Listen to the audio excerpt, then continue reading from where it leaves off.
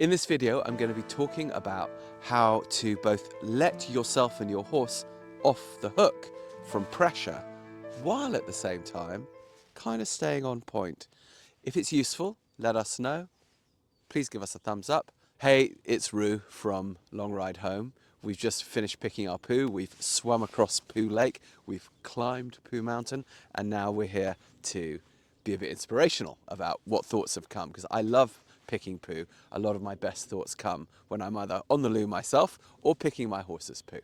So I want to talk about this business of feeling like we have an obligation to work on certain things with horses and ourselves versus letting ourselves and the horse off the hook and giving up completely, and finding a really interesting middle ground, a balance where we can kind of see when tension is rising, let the horse and ourselves off the hook enough, but still stay kind of on point for what we want to do, but in a more light-hearted sort of a way.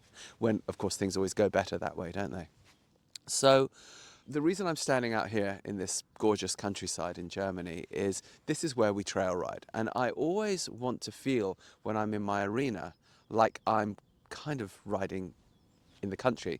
And those of you who come and ride our horses with us, our lovely schoolmaster horses, you'll know that we basically do dressage in nature most of the time. We actually do our stuff outside.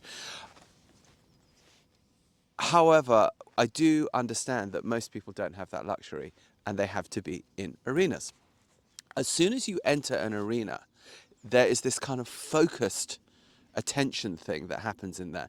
Gladiatorial combat. If you think about what arenas have meant over the years, it's people, there's often suffering involved in them. At the very least, there's performance and pressure in them. So I think pressure is something which horses and humans intrinsically feel when they enter an arena. What do we do about this?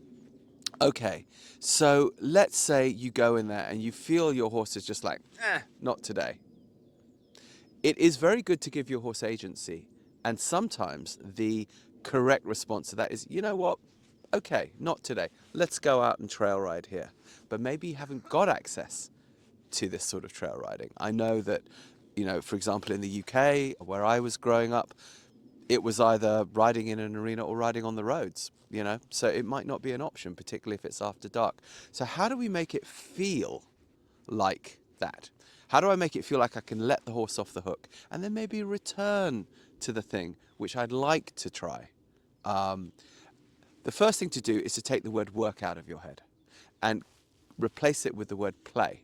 We're playing with ponies. If you take that seriousness out of it, I am working on piaffe, I'm playing with the idea of piaffe, I'm playing with jumping. Suddenly the heart lightens. If I can say to the horse, okay, look, our only option is to be in this arena right now, but maybe, okay, if you're not down with what I'm talking about right now, shall we just go for a bit of a walk around the arena? Shall I put down some poles? Let's make a labyrinth and let's explore that. Shall I get off you and we'll do some in-hand work and then return maybe to this idea that I've got. Have you got like lots of energy? And what I actually need to do is just let you canter around that arena and get some endorphins into you. Do I need to set up some little jumps or something like that? What do you need, Mr. Horse? Is your energy low and you actually want to just sort of explore something softly? Or is your energy high and you need to burn off some stuff and get some endorphins? What do you need? That's letting the horse off the hook and letting yourself off the hook, while at the same time keeping your eye on what you'd like to play with rather than work on.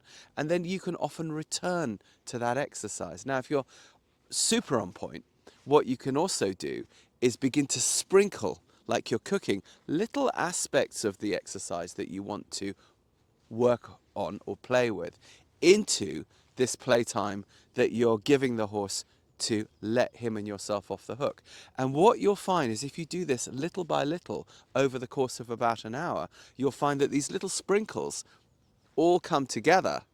And when you leave that arena after an hour, you might realize, oh, actually, I did about as much on that exercise as I had originally wanted to.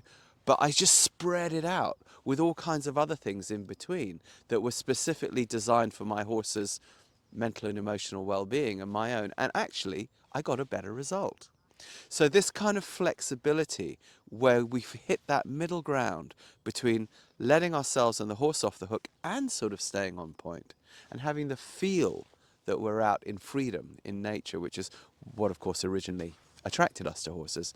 This is totally possible if we set our intention there. So that's what I'm going to work on or play with today. I'm going to take my horse into the arena and I'm going to deliberately try to listen to him and see, is his energy here? Is his energy here? What do I need to do to engage him, to entertain him? And can I sprinkle these little aspects of what I'd like to work on or play with into the thing? I'll let you know. If you liked this, if you found this useful, if you find any of our Poo Pick Ponderings useful, please do give us a thumbs up. Please do subscribe. Please do tell a friend.